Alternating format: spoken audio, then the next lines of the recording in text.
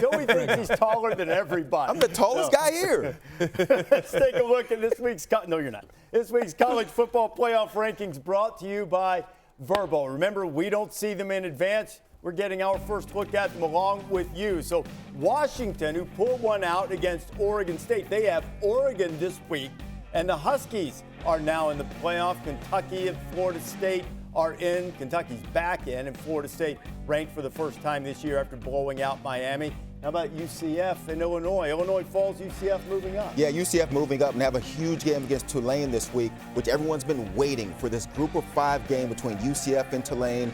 They stay undefeated. UCF knocking off Memphis last week, Tulane knocking off Tulsa. Now we get that huge matchup to see who's the best group of 5 team.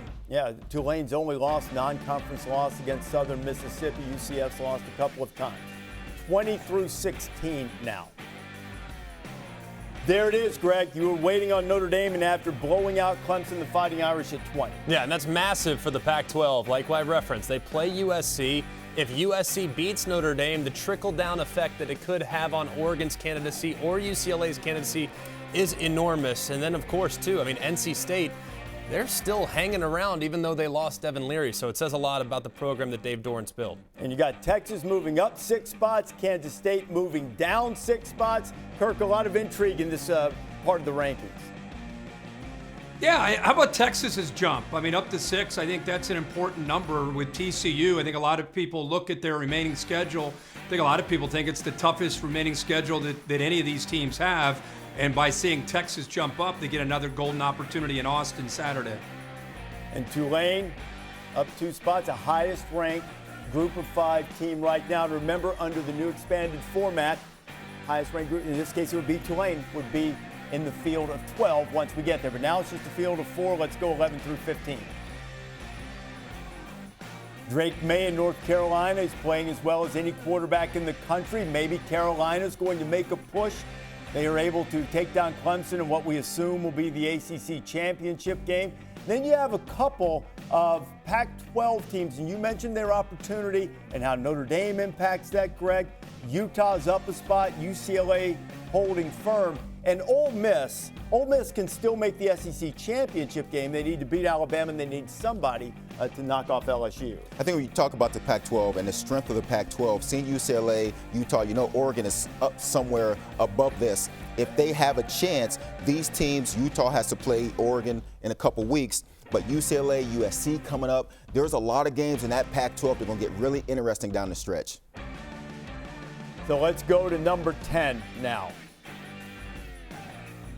And Clemson falls 6 spots. That's a popular number. There's been a lot of teams up 6 and down 6, and Clemson falls out of the top 4 and down to number 10. Now, everybody's written them off, including me, because of the way they lost to Notre Dame. What does that indicate?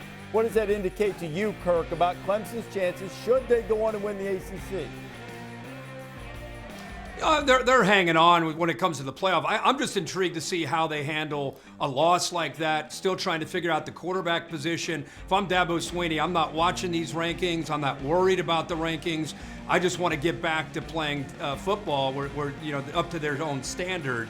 But I'm anxious to just see how Clemson responds, Greg, after that. That's a humiliating loss for Dabo Swinney. And Kirk, I just wonder if there's enough meat on the bone on Clemson's remaining schedule to get back into the mix, because even in a loss with Michigan to Ohio State, Michigan likely would still be ahead of Clemson. Where does LSU fall in the mix? Where does Alabama fall in the mix? There's still so many teams that we've yet to rank that even if they were to lose, they'd probably still be in front of the Tigers, knowing the strength of schedule that remains in other places. So the ACC right now, this is a reflection on just the quality at the top.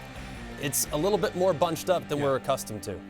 At number 9, 1 spot ahead of Clemson, is Alabama, down 3 spots after that loss to LSU, and with 2 losses and virtually no shot to get to the SEC championship game. All the conspiracy theorists, this is over. and it feels very strange. Here we are in the second week of the rankings, and Alabama is a team that we won't be discussing as a part of a team that can get into that top 4. Feels strange with that talented football team. Haven't looked like the Alabama we've seen in past years with some close games and now with 2 losses. At number 8, 1 spot ahead of the Crimson Tide, Southern California moves up one. USC fought and scrapped around again this week, and they've done that a lot, but they've got some opportunities coming up with a couple of ranked teams left on the schedule with UCLA and Notre Dame, and then they would need to find a way to get into the Pac-12 championship game. They don't control their destiny there. Remember, Utah's got 2 losses, but one of those, a non-conference loss to Florida, and the Utes hold the head-to-head edge over the Trojans. And even though they're sitting here at 8 right now, just given the optics of how Oregon lost to Georgia, I still think USC, of course, they got to run the table the rest of the way, and they need to improve defensively because they're not going to run the table if they don't get better on that side of the football. They might be the Pac-12's best chance. I'm not sure they're the best team in the Pac-12, but if you put together a 12-1 resume, with that one loss being on the road by 1 to a very good and well-respected Utah team, you can beat and knock off a great Oregon team in the Pac-12 championship game. USC, because of the non-conference 2 against Notre Dame, they might have the strongest resume amongst all the Pac-12 teams when it's all said and done. I would agree, except the way that Oregon is playing right now. And it is going to be really interesting with Bo Nix maybe playing the best quarterback in the country right now, and an Oregon team that looks completely different than we saw in that opening weekend. And as Georgia pounded Tennessee, I think it makes the Oregon loss look not so bad because Georgia right now has proven when they got to get up for a game, they get up for a game, and it doesn't matter who it is.